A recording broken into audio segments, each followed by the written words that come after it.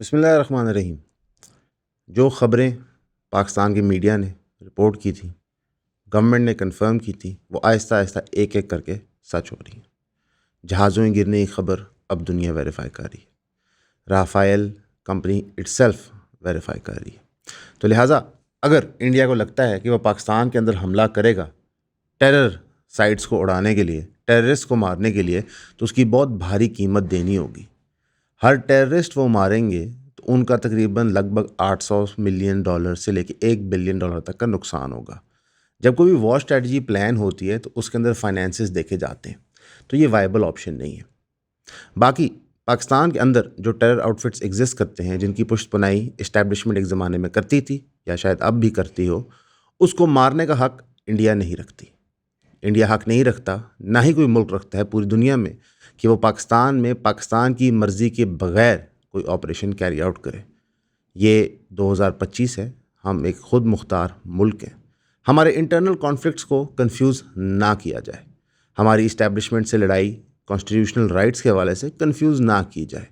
बाहर का बंदा आएगा तो मुंह तोड़ जवाब मिलेगा। बहुत दुख के साथ मुझे कहना पड़ रहा है कि इस मौके पे भी कुछ लोग सियासत खेल रहे हैं। कुछ लोग अपने ज़ाती एजेंडाज पुश कर रहे हैं। कुछ लोग एक मखसूस जमात की सपोर्ट में इतने गलूब में चले गए हैं कि वो नेशन स्टेट पैराडाइम को नहीं समझ रहे। क्रिटिकल क्वेश्चंस पूछना हमारा फ़र्ज़ बनता है, इवन वॉर के टाइम के अंदर। फॉर एग्ज़ाम्पल, आज सुबह का वाक़या, लाहौर के अंदर एक इंडियन ड्रोन का एंटर करना और उस ड्रोन को शूट डाउन करना। ड्रोन एयर स्पेस में कैसे आया? अभी तक ज़राए ये बता रहे हैं कि ड्रोन घोटकी, गुजरांवाला और लाहौर में शूट डाउन किए गए हैं। लाहौर का सामान ने रिपोर्ट किया है, घोटकी और गुजरांवाला के इमेजेस और वेरिफिकेशन आपको ट्विटर से मिल रही हैं। तो ये सवालिया निशान बनता है। जैसे कल हमने आपको बताया कि सवालिया निशान ये बनता है कि 26 मिसाइल कैसे आए, हम बेहतर कैसे कर सकते हैं अपना डिफेंस मैकेनिज्म। लेकिन अल्हम्दुलिल्लाह हमने वो ड्रोन्स शूट डाउन कर दिए। यानी कि इंडिया जब जब कोई रिकॉनेसेंस मिशन करता है, कोई कामकाज की ड्रोन भेजता है या मौके पे जाके टेररिस्ट कैंप्स को बकौल उनके उड़ाने की कोशिश करता है, तो हम मुंह तोड़ जवाब देते हैं। इस वक्त बहुत सारे दोस्त हमारे, बहुत सारे साथी डी एस्केलेशन की बात कर रहे हैं कि जी देखिए, पाकिस्तान ने जहाज़ गिरा दिए, उन्होंने टेरर कैंप्स उड़ा दिए, अब हमें रिलैक्स कर जाना चाहिए। ये नहीं काम करेगा। अगर आप न्यू नॉर्मल ये रखेंगे कि इंडिया पाकिस्तान का बॉर्डर वायलेट करके हमला कर सकता है, तो फिर वो करता रहेगा। जब कोई बुलिंग पे उतर आता है तो बुली को स्टैंड अप करना होता है ताकि वो स्टैंड डाउन करे। दुनिया इस वक्त रश कर रही है नेगोशिएशन करवाने के लिए। मैं कहना चाहूँगा कि ये दुनिया मरी हुई थी जब पहलगाम के बाद पाकिस्तान बार बार कह रहा था कि इंडिपेंडेंट इन्वेस्टिगेशन करवाएं, देखें ये इंसिडेंट क्यों है और फिर इसको हम रिजॉल्व कर लेते हैं। यूएनएससी की जब मीटिंग हुई थी, वहाँ पे कोई मुल्क सुनने को तैयार नहीं था। पाकिस्तान को आइसोलेट किया गया था और कोई मंतकी इंजाम नहीं निकाला गया था, जिसके बाद इंडिया ने इस मिस एडवेंचर का सोचा जो उनको खासा ही महंगा पड़ गया। लेकिन इंडिया अब इस मिस एडवेंचर को इस्तेमाल कर रहा है और दुनिया में प्रोपेगेंडा कर रहा है कि हमने टेरर आउटफिट्स को अटैक किया, हमने टेरर आउटफिट्स को अटैक किया। आप जितना मर्जी शोर मचाएं, जिन टेरर ग्रुप्स को आप टारगेट कर रहे थे उनके लीडर्स आज भी जिंदा हैं, बकौल आपके, बकौल हमारे। तो आपने सिर्फ इनोसेंट लोगों को मारा है। अगर आपने टेरर कैंप्स पे अटैक ही करवाना था तो पाकिस्तान पहले अमेरिका के साथ मिलकर जॉइंट ऑपरेशंस टेरर कैंप के खिलाफ कर रहा था। पाकिस्तानी गवर्नमेंट ने हमेशा विलिंगनेस शो की है जॉइंट ऑपरेशंस करने के लिए, और अफगान बॉर्डर के ऊपर इंडिया, अमेरिका और पाकिस्तान के जॉइंट ऑपरेशंस हिस्टोरिकली होते भी रहे हैं टेरर आउटफिट्स के खिलाफ। तो क्लियरली आपकी ये नीयत नहीं थी। और अब जो सबसे ज़्यादा खौफनाक बात है कि एनआईए अब जाके नंबर इशू कर रही है जिस पे पहलगाम के विक्टिम्स, पहलगाम के विटनेसेस कांटेक्ट करके एनी शवाहिद बन के डाटा इकट्ठा कर सकते हैं ताकि पता चले पहलगाम में हुआ क्या है। बकौल इंडियन गवर्नमेंट के उन्होंने एक जॉइंट प्रेस कॉन्फ्रेंस की जहाँ पे उन्होंने एक मुसलमान औरत, एक सिख औरत और एक हिंदू बंदा बिठा के दुनिया को एक सॉफ्ट इमेज प्रेजेंट किया। लेकिन आपका दगोसलापन एक्सपोज हो चुका है। तो आपने ये काम पहले क्यों नहीं किए इन्फॉर्मेशन इकट्ठे करने के लिए? पहलगाम के ऊपर आपकी वर्किंग नहीं थी, ना सिक्योरिटी के पॉइंट ऑफ व्यू से, ना बाद में डाटा गैदरिंग के पॉइंट ऑफ व्यू से, ना ही उन टेररिस्ट को एप्रीहेंड करने के पॉइंट ऑफ व्यू से। लेकिन मुंह उठा के आप आगे पाकिस्तान अपना नया खिलौना राफेल टेस्ट करने। इस वक्त एस्केलेट ही ऑप्शन है पाकिस्तान के लिए। पाकिस्तान नहीं चाहता था ये ऑप्शन हो, लेकिन अब वाज़े हो गया है कि इंडिया अपनी एक ज़ाती भूख जो बीजेपी और आरएसएस की है कि हर मुद्दा हिंदू मुसलमान बनाया जाए, हर मुद्दा कम्युनल वायलेंस में रिजल्ट करे, उस भूख को अपनी लोकल पॉलिटिक्स के लिए फीड करने के लिए अब पाकिस्तान की मजबूरी है कि वो रिटेलिएट करे। यहाँ पे हम चाहेंगे कि पाकिस्तान आर्मी, पाकिस्तान की रियासत वो काम ना करे जो इंडिया ने किया कि सिविलियंस मारे। मिलिट्री टारगेट्स को टारगेट किया जाए, डैम्स जो इलीगली बने हुए हैं इंडस वाटर ट्रीटी के वायलेशन में उनको टारगेट किया जाए। आर्टिकल 51 पाकिस्तान ने इन्वोक कर लिया है और राइट टू रिटेलिएट रखते हैं, और इसके ऊपर दुनिया ने कोई ये नहीं कहा कि पाकिस्तान राइट टू रिटेलिएट नहीं रखता। हाँ, रिक्वेस्ट की है डी एस्केलेशन की, लेकिन अब डी एस्केलेशन हो नहीं सकती।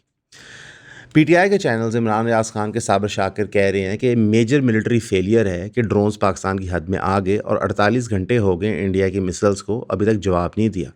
अगर इस चीज़ का जवाब मिलिट्री पर्सनल नहीं देते और रियासत पाकिस्तान नहीं हमला करती तो वाकई मिलिट्री फेलियर है।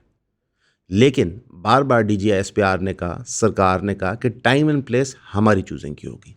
तो मेरा ख्याल है हमें थोड़ा सब्र करना चाहिए, जंप द गन नहीं करना चाहिए। बाकी लोकल न्यूज़ में हमने आपको कल भी बताया था कि मिलिट्री ट्रायल अब जायज़ करार दी गई हैं सिविलियंस के लिए भी।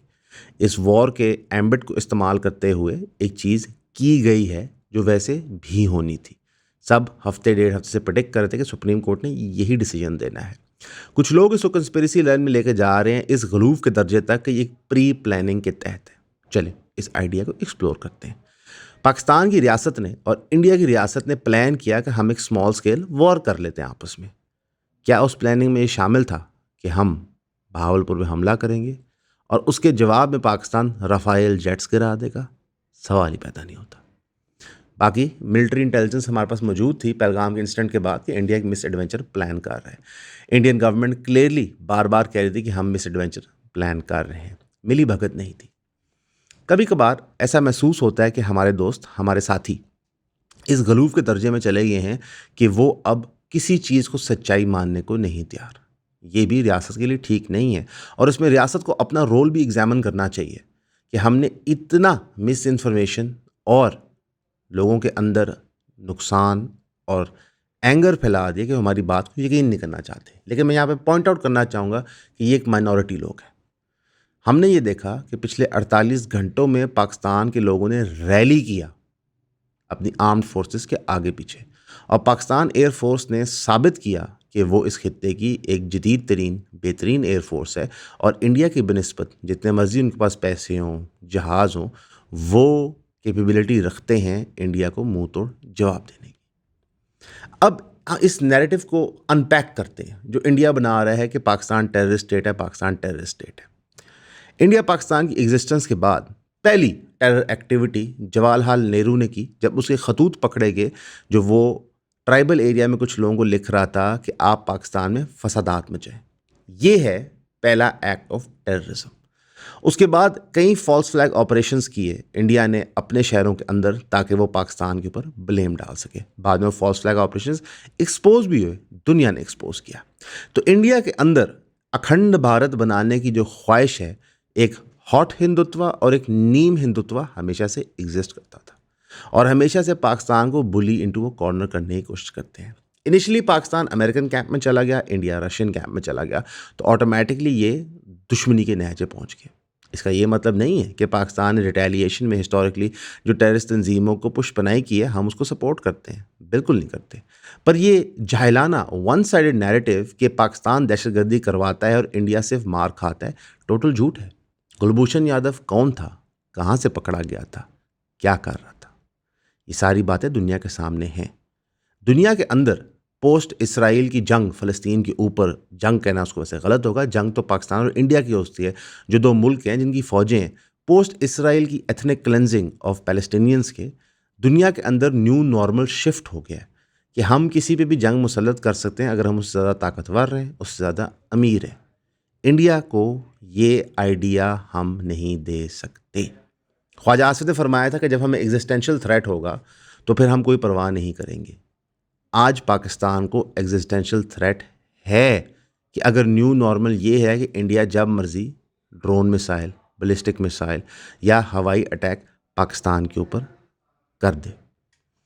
इंटर सर्विसेज इंटेलिजेंस के लेफ्टिनेंट जनरल आसिम की गुफ्तगू हुई है इंडिया के NIA के हेड अजीत डोवाल के साथ। क्या ये पहली निशानी है डी-एस्केलेशन की? बहुत सारे पंडित, इमरान रियाज खान, साबिर शाकिर इंक्लूड, कह रहे हैं कि जी अब डी-एस्केलेशन होगी, उसकी वजह यह है कि अमेरिका विच पै गया। ये कहानी इन्होंने पहले भी हमें दी थी जब उन्होंने कहा था कि ट्रंप अगर इलेक्शन जीत गया तो खान साहब बाहर आ जाएंगे, कि अमेरिका ने नोटिस ले लिया है, अमेरिकन सेनेट में गुफ्तगू हो गई है, आसिम मुनीर के एसेट फ्रीज होने लगे हैं। उस जंग में तो हम इनके साथ हैं कि कॉन्स्टिट्यूशनल बाउंड्रीज आर्मी को वायलेट नहीं करनी चाहिए, सिविलियन सुप्रीमेसी होनी चाहिए। लेकिन इस मौके पे ऐसी बचगाना बातें करके, एक लेमैन एनालिसिस दे के आप सिर्फ और सिर्फ अपने आप को एक्सपोज कर रहे हैं। सबसे पहले अपने आप को एक्सपोज किया जब आपने इंजीनियर मोहम्मद अली मिर्ज़ा को इस्टेब्लिशमेंट का टाउट कहा, इस्टेब्लिशमेंट का फ्रंटमैन का। वो बातें सब गलत साबित होगी। वो तो मुसलमान आपसे पहले हो गए थे इस पर्सपेक्टिव में, और अब ये समझ आता है कि ये लोग अंधे इस हद तक हो गए हैं कि जो चीज़ जेन्युइनली ठीक भी हो रही हो, ये उसको मानने को तैयार नहीं है। सबसे पहले आप सबका बहुत शुक्रिया हमें सब्सक्राइब करने के लिए। जिन जिन दोस्तों ने हमारी फैमिली में शामिल हुए 3000 की सब्सक्रिप्शन लेके, काइंडली हमें व्हाट्सएप किया करें ताकि हमें पता हो कि हमने किस ग्रुप में ऐड करना है। वैसे जो आप सब्सक्राइब कर रहे हैं, इसके लिए आपको 12 वीडियोज़ हर महीने मिलेंगी जो प्राइवेट वीडियोज़ होगी, यानी कि वो कॉन्टेंट किसी ने ना पहले देखा होगा, ना वो कभी किसी मेन चैनल पर अपलोड होगा। वो सिर्फ आपके कंजम्पशन के लिए होगा जो 3000 की सब्सक्रिप्शन पे कर रहे हैं। अब वो कॉन्टेंट होगा क्या?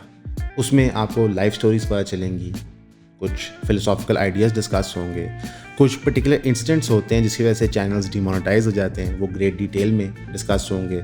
कुछ आपके साथ कंटेंट शेयर किया जाएगा जो अवेलेबल नहीं है आम पब्लिक को, और जो पब्लिकली उस तरह शेयर भी नहीं हो सकता। मोस्टली चीज़ें एजुकेशन रिलेटेड होंगी, हर चीज़ का कोई लेसन होगा पीछे। लेकिन ज़्यादा से ज़्यादा इसको आप सब्सक्राइब करें ताकि आप हमारे काम को सपोर्ट कर सकें। तो प्लीज़ हमें सब्सक्राइब करें, 3000 रुपीज़ भेजें, व्हाट्सएप करें और ईऑन फैमिली का हिस्सा बनें। Thank you. जर्नलिज्म के एथिक्स ये डिक्टेट करते हैं कि आप फैक्ट को ऑब्जर्व करें, फिर उसके ऊपर ओपिनियन बनाएं। मैं भी आपसे इत्तेफाक करता हूं कि अगर पाकिस्तान ने इंडिया को जवाबी कार्रवाई नहीं की तो ये फेलियर ऑफ द स्टेट है, लेकिन अभी चीज़ हुई नहीं है। हमें फ़र्क करना चाहिए अपने में और इंडियन मीडिया में। अगर आप देखें तो इंडियन मीडिया ने पहलगाम के बाद एक तूफ़ान बदतमीज़ी किया कि मोदी कब मारेगा, मोदी कब मारेगा, मोदी कब मारेगा। प्रो मोदी कह रहे थे कि जनाब मोदी प्लान बना रहा है, वो ईंट से ईंट बजा देगा। एंटी मोदी नैरेटिव ये था कि मोदी कुछ कर ही नहीं सकता, वो डरपोक है, कायर है। मोटिवेशन, जहन साजी लोगों की करके आपने मोदी को उस नहज पहुंचाया। तो अब आप रिवर्स जहन साजी ना करें, क्योंकि इस वक्त क्रिटिकल है पाकिस्तानी गवर्नमेंट के लिए कि पाकिस्तानी गवर्नमेंट इंडिया को मिलिटरीली रिस्पॉन्ड करे। ईऑन के ऊपर हम कोशिश करते हैं कि आपको एक बैलेंस्ड पर्सपेक्टिव दें, समझाएं दोनों साइड के मौक़िफ़ात क्या हैं। लेकिन कभी कभार हमें ये भी देखना होता है कि पाकिस्तान के लॉन्ग टर्म स्ट्रेटेजिक गेंस क्या हैं। रियलिटी ये है कि न्यू नॉर्मल कि एक बड़ा देश छोटे देश पे हमलावर हो जाए, ये हम एक्सेप्ट नहीं कर सकते। ये एक एग्जिस्टेंशियल क्राइसिस है। इसलिए जो दोस्त साथी कह रहे हैं डी एस्केलेशन की इस वक्त पे, वो गलत कह रहे हैं। ये व्यू करना कि पाकिस्तान एक टेररिस्ट स्टेट है, वो भी इनकरेक्ट होगा। इंडिया की अट्रॉसिटीज़ को भी मद्देनज़र रखना होगा पोस्ट 47, जो वो क्रॉस बॉर्डर करते रहे हैं, जो फंडिंग वो करते रहे हैं। दुनिया को समझाना होगा, जिस तरह हमने समझा के अपने आप को FATF से निकाला कि जनाब माजी की गलतियों से सीख के हम टेरर ऑर्गेनाइजेशन को फंड करने को तैयार नहीं हैं, लेकिन अपनी सॉवरन बाउंड्री को हम नहीं वायलेट होने देंगे। एब्सोल्युटली नॉट का नारा अभी ज़रूरी है। एज अ कौम इकट्ठे खड़े होना अभी ज़रूरी है। बाकी जिस तरह तफसीलात आती रहेंगी इंशाल्लाह हम आपको देते रहेंगे। हमेशा की तरह आपका सुनने का शुक्रिया।